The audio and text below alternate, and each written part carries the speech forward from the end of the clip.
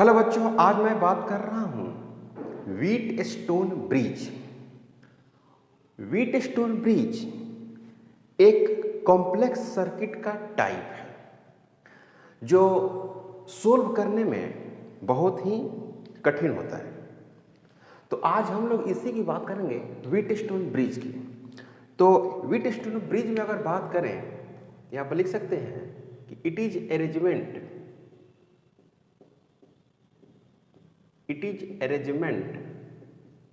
of four resistance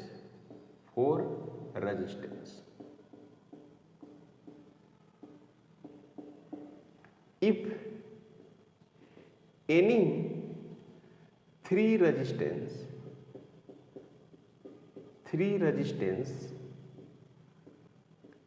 known, then fourth resistance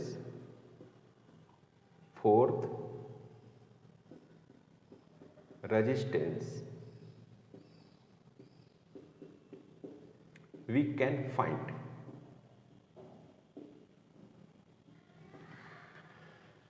ये क्या है? 4 रेजिस्टेंस का अरेंजमेंट है जिसमें अगर 3 रेजिस्टेंस हम लोग को मालूम है तो चौथा हम लोग कैलकुलेट कर सकते हैं, फोर्थ रेजिस्टेंस कैलकुलेट कर सकते हैं।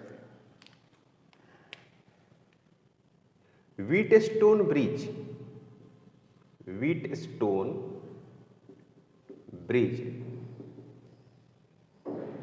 सर्किट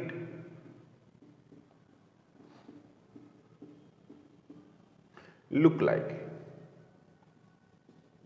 सर्किट जो होता है वो कुछ इस तरह से होता है।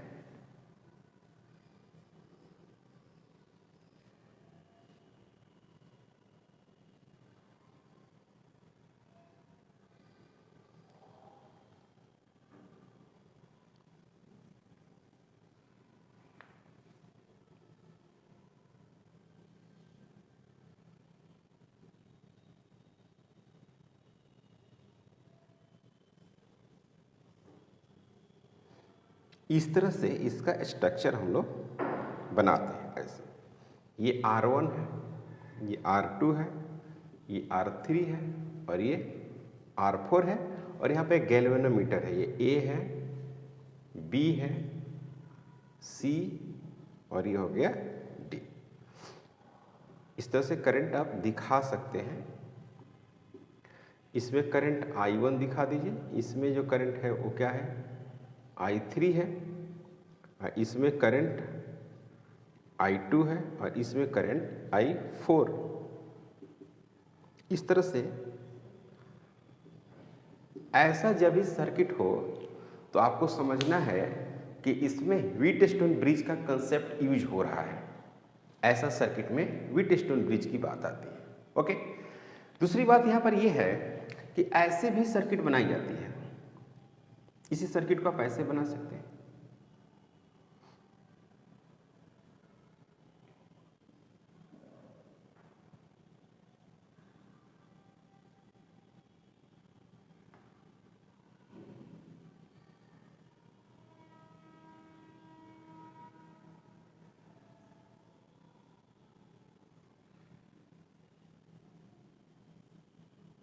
ऐसे तो ये हो गया I, इधर हो गया I1, इधर क्या हो गया? I2, इधर हो गया IG, इधर हो गया I3,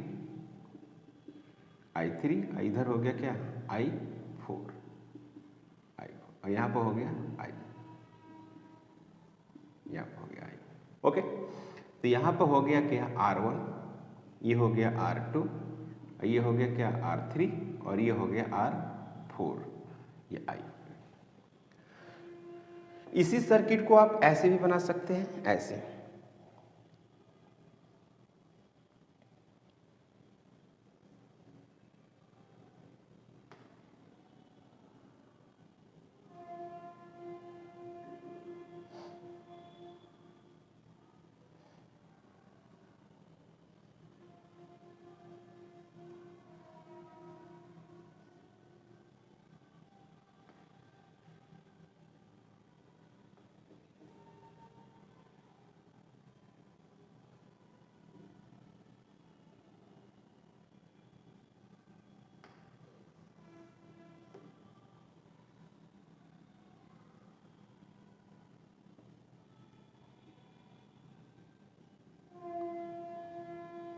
ये आई करंट, इधर क्या आ गई आई करंट। ये जो है आपको R1, ये R2, ये है R3, ये है आपको R4।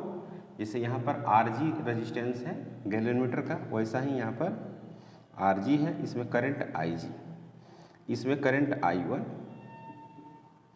इसमें करंट I2, ये जो है आपको I3 है, इसमें जो है I4 है। इस तरह से सर्किट जो होती है, कॉम्प्लेक्स सर्किट आती है, ये रिजल्ट आती है। अब इसमें हम लोग जो रिलेशन कैलकुलेट करना है, वी हैव टू कैलकुलेट, यहाँ पर लिखेंगे कि वी हैव टू कैलकुलेट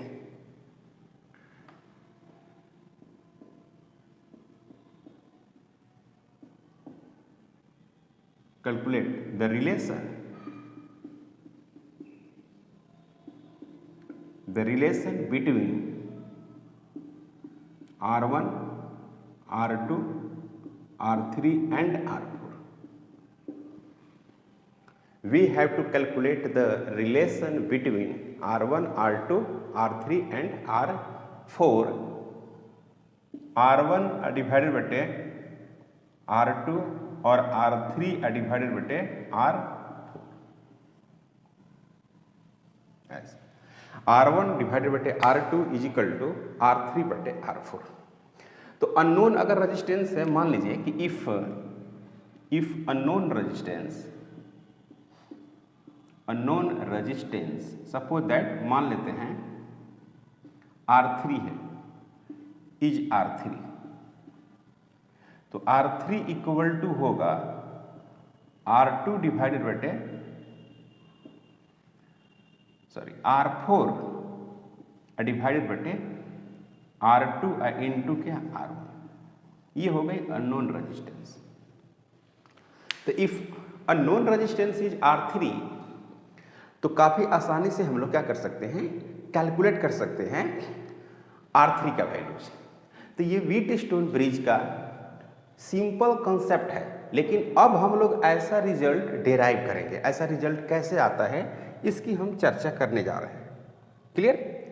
तो सबसे पहले इसको मिटाते हैं। ओके, नोट कर लो आप, काफी इंपॉर्टेंट है, ये बोर्ड में पूछता है, याद रखना भाई, बोर्ड के लिए काफी इंपॉर्टेंट है, एग्जाम में, ये बोर्ड के एग्जाम में पूछता है।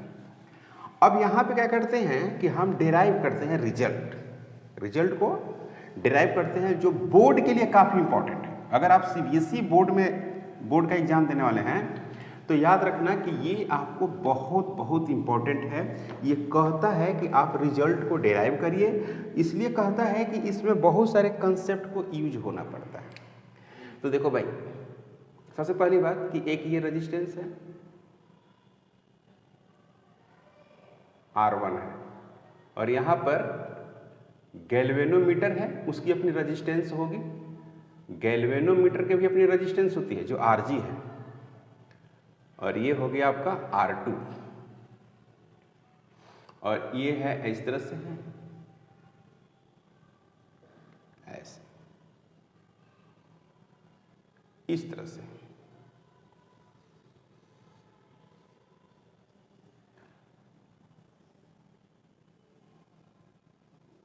ये माइनस हो गया, ये प्लस हो गया, ये भी हो गया।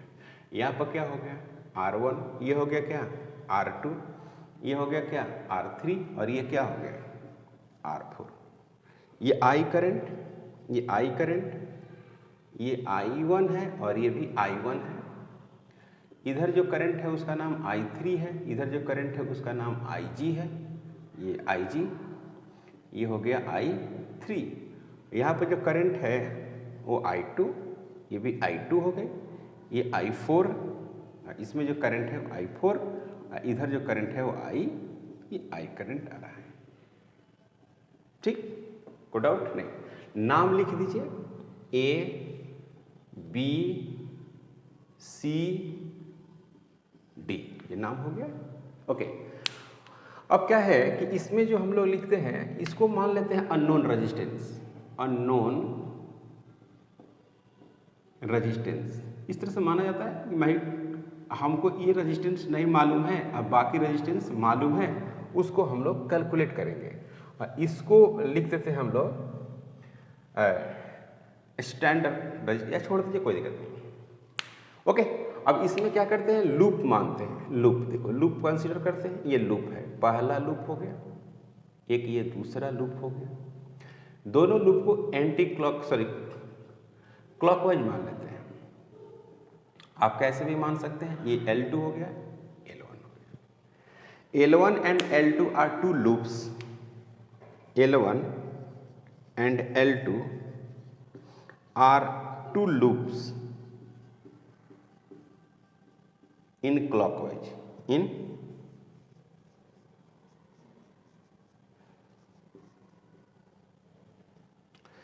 L1 and L2 are two loops in clockwise. Clockwise में है ना, L1 and L2 are two loops in clockwise. तो ये clockwise में है। ओके, तो सबसे पहला बात करते हैं loop A B D A, A B D A, V net equal to क्या होना है, 0। तो यहां से स्टार्ट करते हैं बच्चों। करंट की दिशा किधर है, इधर, और लूप की दिशा किधर है, इधर, तो निगेटिव होगी, तो -I1 और R1, कोई डाउट। करंट की दिशा इधर है और लूप की भी दिशा इधर है, तो निगेटिव होगी, IG और RG। करंट की दिशा इधर है और लूप की दिशा किधर है, इधर है, तो ये क्या हो जाएगी, +I2 R2 = 0।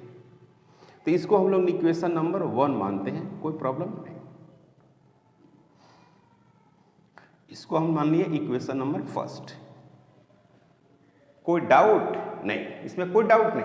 ओके, यहां तक कोई डाउट नहीं बच्चों। अब इसमें हम लोग क्या कर रहे हैं कि लूप सेकंड की बात करते हैं। लूप सेकंड, तो लूप सेकंड में अगर आप देखेंगे, loop B C D B और V जो नेट है, V नेट है, वो क्या हो गया, 0। तो loop B C D B, V net क्या हो गया, 0 हो गया, V नेट का वैल्यू हो गई 0। ओके, तो अब यहां पर क्या है कि -I3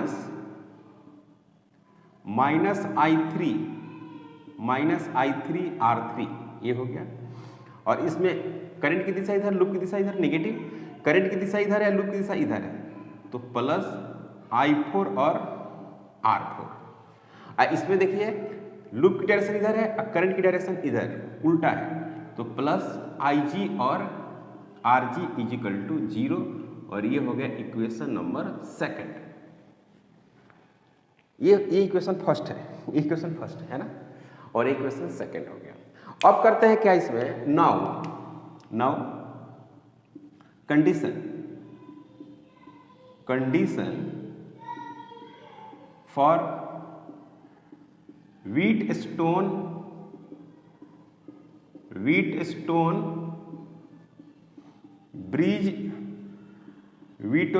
ब्रिज बैलेंस।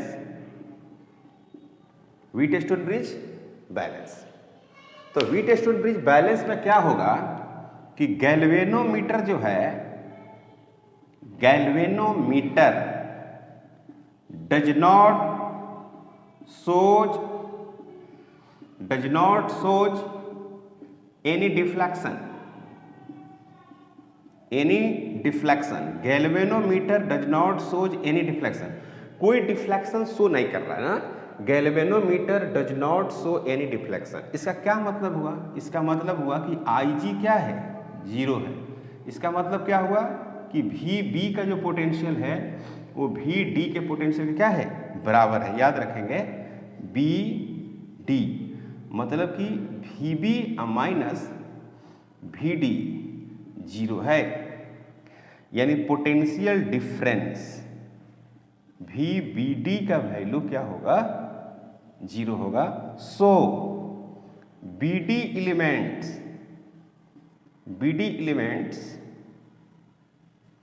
डेड, ये काम नहीं कर रही है। Now we can remove now we can remove, इसको क्या कर सकते हैं बच्चों, रिमूव कर सकते हैं। जब ये काम नहीं कर रहा है तो इसको क्या कर देंगे, रिमूव कर देंगे। तो रिमूव जब करेंगे तो हमारे पास क्या मिलेगा, आप खुद सोच सकते हो। ये एक सर्किट लिए है, व्हीटस्टोन ब्रिज की सर्किट है, और इसमें मैंने दो लूप कंसीडर किया है, L1 और L2। आप देख रहे हैं R1 है, R3 है, R2 है, R4 है, उसमें अपना अलग अलग करंट माना गया है। तो इस तरह से लूप मानकर मैंने लूप लॉ को यूज कर दिया और ये कंडीशन हो गया। कंडीशन आप देख रहे हैं कि IG को क्या होना चाहिए, 0, मतलब कि इसमें करंट क्या हो जाएगा, 0।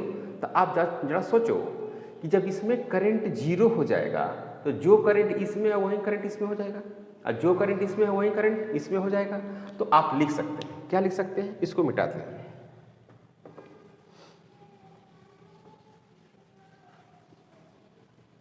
अब यहां पे आप लिखेंगे, इसको आप हटा दीजिए आसानी से, कोई प्रॉब्लम नहीं है। अब आप हटा सकते हैं इसको, है ना, और ऐसा बच गया, बन गया, देख रहे हैं, ऐसा हो गया। जब ऐसा होगा तब क्या लिखेंगे कि I1 जो है, I1 वो क्या है, I3 के बराबर है। दूसरा I2 जो है वो किसके बराबर है, I4 के बराबर हो गया। हुआ या नहीं हुआ, हुआ ना, तो ये बन गया। अब इसमें क्या है कि ये दोनों सीरीज में है, तो R1 and R3 are in series, ये सीरीज में आ गया, आप जानते हैं सीरीज में आ गया। ओके, तो RS इज इक्वल टू हो गया R1 plus R3। Now R2 and R4 are इन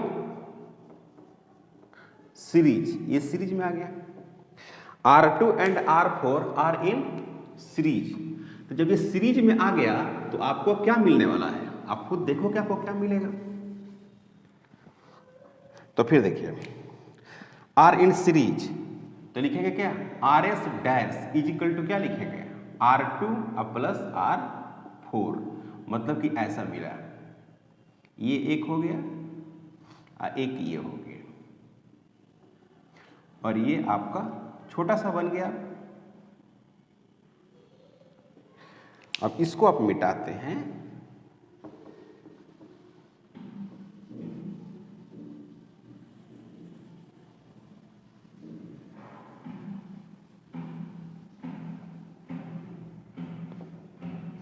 तो यहां पर क्या हो गया, RS, यहां पर क्या हो गया, RS डैश माइनस प्लस ये हो गया I, यहां पर हो गया I1, इसको I1 बोलते हैं, इसको I2 बोलते हैं, I2, ये है I, ये है I, ऐसे बनेगा। अब RS and RS dash, RS and RS dash are in parallel, किसमें है, पैरेलल में है। तो RP is equal to RS dash divided by क्या होगा, RS प्लस RS डैश। तो यहां पर क्या होगा, RP is equal to R1 plus R3 into R2 plus R4, और यहां पर क्या लिखेंगे, R1 plus R3 plus R2 plus R4, ऐसा मिलेगा। इसमें कोई डाउट, इसमें कोई डाउट नहीं। तो अब क्या करना है भाई, इसी को, इसको ऐसे भी लिख सकते हैं, I करंट सप्लाई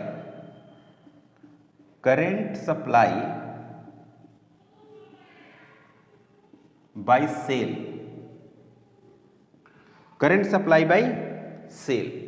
अब करंट सप्लाई बाय सेल अगर आप यहां पर पुट करेंगे, यहां पर पुट करेंगे तो क्या मिलेगा आपको, आपको मिलेगा I is equal to V divided बटे ये RP, V बटे RP रखेंगे कि नहीं रखेंगे। फिर I इज इक्वल टू क्या लिखेंगे, V बटे RP का वैल्यू ये लिखिएगा तो क्या मिलेगा, R1 plus R3 bracket R2 plus R4, ये हो गया। अब भी इसमें क्या हो जाएगा, ये हो गया भी, यहाँ पर हो गया क्या R1 R2 R3 R4, I is equal to भी R1 plus R2 plus R3 plus R4।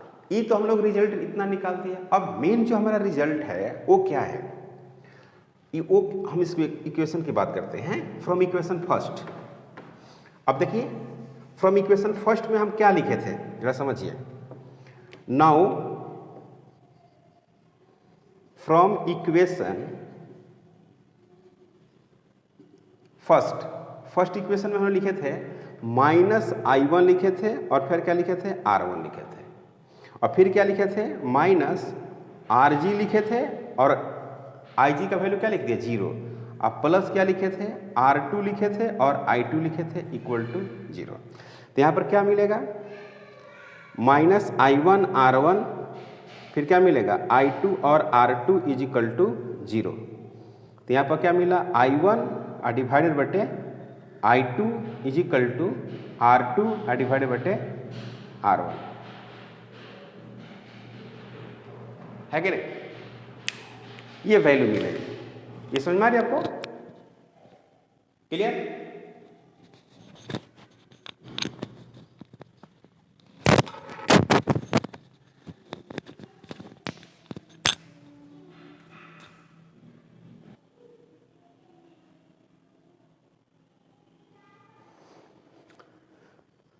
तो ये एक रिलेशन आ गया I1 बटे I2 is equal to R2 बटे R1, काफी इंपॉर्टेंट है। अब देखो equation number second, equation number अगर सेकंड की आप बात करते हैं तो वहां पे मैं रिलेशन क्या निकालता था, वहां पर कैलकुलेट किया था -I3 और R3। तो I3 की जगह पर क्या रखना है, I3 की जगह पर I1 रखना है। ये देखो I1 करंट I3 से पास कर रही थी, यहाँ पर लिखेंगे क्या I1। अब और यहाँ पर क्या लिखेंगे प्लस I4 और R4। तो फिर देखो भाई I4 की जगह पर क्या लिखना है I2 लिख देना है, तो यहाँ पर लिख देना है I2, और प्लस IG, तो IG का value 0 into RG is equal to 0। तो यहाँ पर लिखेंगे क्या I1 R3 is equal to I2 और R4। तो I1 डिवाइडेड बटे क्या I2 is equal to R4 divided बटे R3। ओके, इसको मान लेते हैं A, इसको मान लेते हैं B। ये वाली जो इक्वेशन है इसको मैंने माना है B। This is A and this is B। अब इन दोनों को कंपेयर करो। जब दोनों का आप कंपेयर करेंगे तो आपको क्या मिलने वाला है, जरा देखो भाई। अब दोनों का आप कंपेयर करते हैं तो आपको मिलेगा ये R2 डिवाइडेड बटे R1 is equal to R4 divided बटे R3, यानी R1 बटे R2 is equal to R3 बटे R4। तो इसमें अननोन रेजिस्टेंस क्या था R3 था, तो R3 इज इक्वल टू हो गया R3 is equal to R1 divided बटे R2 इनटू क्या हो गया R4, ये हो गया R3 अननोन रेजिस्टेंस। तो R3 अननोन रेजिस्टेंस आ गया। इसका क्या मतलब है, इसका मतलब ये हुआ कि अगर आपको ये चेक करना हो कि जो सर्किट है वो व्हीटस्टोन ब्रिज में है या नहीं, अगर आप चेक करना चाहते हैं कि जो सर्किट दिया हुआ है वो व्हीटस्टोन ब्रिज में है या नहीं है, तो उसके लिए सबसे पहले बात आप कंडीशन अप्लाई करेंगे। इस तरह का कंडीशन, जैसे मैं इसको हटा देता हूँ और देखिए चेक करते हैं कि व्हीटस्टोन ब्रिज में है या नहीं है, सर्किट है या नहीं। सपोज दैट कि आपके पास एक सर्किट है ऐसे,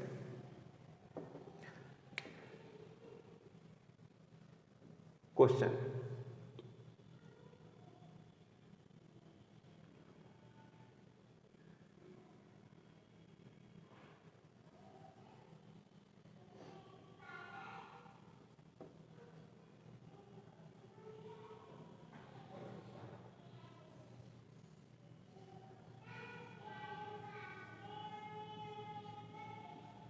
ऐसे। यहाँ पर 4 ओम है और यहाँ पर 2 ओम है, यहाँ पर 10 ओम है और यहाँ पर 5 ओम है और यहाँ पर 20 ओम है ऐसे। अभी बराबर 20 वोल्ट है। Current in each resistance,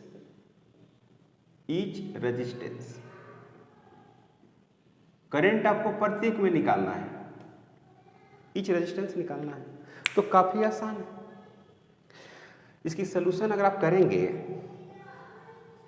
solution अगर आप करते हैं तो R1 इज इक्वल टू कितना 4 है, R2 इक्वल टू कितना है 2 है और R3 इज इक्वल टू जो है वो 10 ओम है और R4 इज इक्वल टू जो है वो 5 ओम है। तो R1 डिवाइडेड बटे R2 फिर R3 डिवाइडेड बटे R4, तो यहाँ पर क्या हो जाएगा 4 डिवाइडेड बटे 2 इज इक्वल टू 10 डिवाइडेड बटे 5, तो ये आ गया 2 is equal to 2, 2 is equal to 2 आ गया। देख रहे हैं? तो इसका मतलब है कि सर्किट विल बी बैलेंस। तो सर्किट जो है, circuit will be balance, circuit balance में है, पहली बात। अब दूसरी बात इसमें देखिए, अब जब बैलेंस है तो आपको पता है ना कि करंट जो होगा 20 ओम में वो 0 हो जाएगा। बैलेंस का मतलब क्या हुआ कि ये जो B है और यहाँ पर जो D माना गया है, ये C है और ये A है, तो इसमें जो VB है वो VD के बराबर है। तो I जो 20 में है वो क्या हो गया 0 हो गया ना। इसमें जो I 20 माना गया है, मान लीजिए, इसमें जो माना गया है वो I1 है, इसमें जो माना गया है I3 है, इसमें जो मानते हैं 2 है, इसमें जो माना है 4 है। इसको हटा दीजिएगा, तो हटाइएगा तो सर्किट कैसा बनेगा, इसको हटा देंगे तो आपको सर्किट कुछ ऐसा दिखेगा। देख रहे हैं? ऐसा माइनस प्लस V और यह हो गया क्या 20 वोल्ट। यहाँ पर क्या है 4 है, यहाँ पर 10 है, यहाँ पर 2 है, यहाँ पर क्या है 5 है। ये हो गया कितना I, ये कितना हो गया I हो गया, इसको क्या हो गया I1, इसको क्या हो गया I3, इसको क्या हो गया I2 और यहाँ पर क्या हो गया I4। तो जितना I3 होगा उतना ही क्या होगा I1 होगा और जितना I2 होगा उतना ही I4 होगा। होगा कि नहीं होगा? अभी दोनों किस में है, सीरीज में है, तो ये 14 हो जाएगा। तो RP इज इक्वल टू कितना हो जाएगा पैरेलल में, ये दोनों सीरीज में 14 और ई हो गया आपको 7, तो ये हो गया 14, आई हो गया 7, आई हो गया कितना 21, तो ये हो गया 3 हो गया।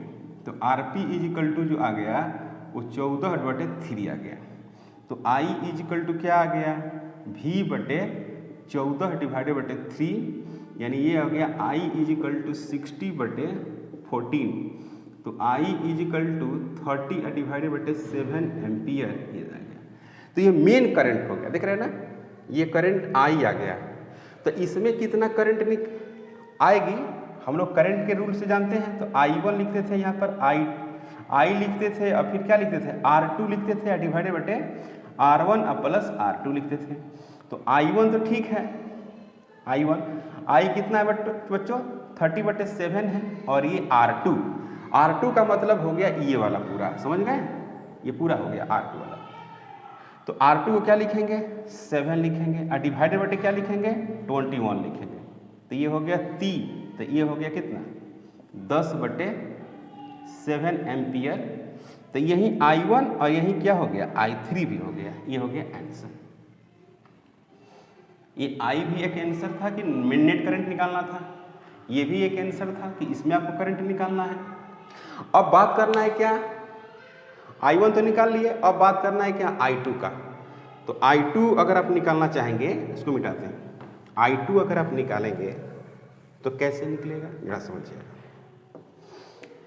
I2 लिखिए चाहे I4 लिखिए, तो इसमें आप लिखते थे I इंटू R1 डिवाइडेड बटे R1 प्लस R2। तो यहाँ पर क्या हो गया 30/7 इंटू R1, R1 का मतलब ये, R1 का मतलब है, R1 का मतलब है यहाँ पर 14 और यहाँ पर हो गया 21, तो ये हो गया 7 दूना 14, ये हो गया 7 त्रिके 21 और ये हो गया आपका 10 यानी 20/7 एम्पियर, ये हो गया आंसर। तो काफ़ी आसान है, इसमें पहले चेक कर लीजिएगा कि 10/10 इक्वल टू 10/10 हो रहा है या नहीं हो रहा है। तो बैलेंस कंडीशन है, फट से इसको हटा दीजिएगा, इन दोनों को सीरीज में जोड़िएगा, इसको फिर सीरीज में जोड़िएगा, फिर पैरेलल में जोड़िएगा, फिर आई निकाल दीजिएगा। आई निकालने के बाद डिवीजन रूल से इसमें करंट निकालिएगा, फिर इसमें करंट निकालिएगा, जो करंट ये होगा वही करंट इसमें होगा, जो करंट इसमें होगा वही करंट इसमें होगा। काफ़ी सिंपल है। कैसे आप पहचानेंगे? जब भी आपको क्वेश्चन में दिया रहेगा इस तरह का सर्किट, तो आपके दिमाग में व्हीटस्टोन ब्रिज का कंडीशन चलना चाहिए।